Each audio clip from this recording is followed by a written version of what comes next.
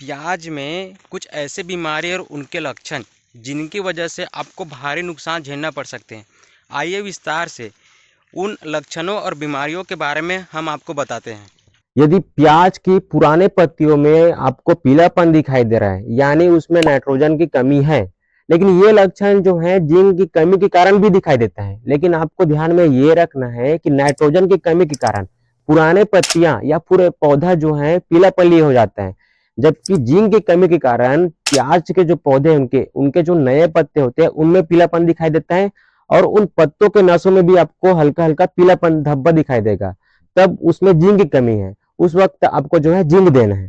Calcium की कमी के कारण जो प्याज में बल्ब होते हैं, जो कंद होते हैं, वो सड़न युक्त और नरम हो जाते हैं। आप ये ध्यान रखिएगा, इस समय आपको उनको प्याज को कैल्शियम देना है। और यदि प्याज की पत्तियों में बैंगनीपन दिखाई दे, पत्तियां जो हैं थोड़ा बैंगनीपन दिखे, तो आप समझ जाइएगा कि उसमें फास्फोरस की कमी है। उस समय आपको फास्फोरस युक्त खाद देना ही है। और पोटास की कमी के कारण प्याज की पत्तियों की जो किनारे होती है उसमें जो है जलन दिखाई देते हैं, थोड़ी झुलसन दिखाई देती है। आप देख सकते हैं कैसे दिख रहा है,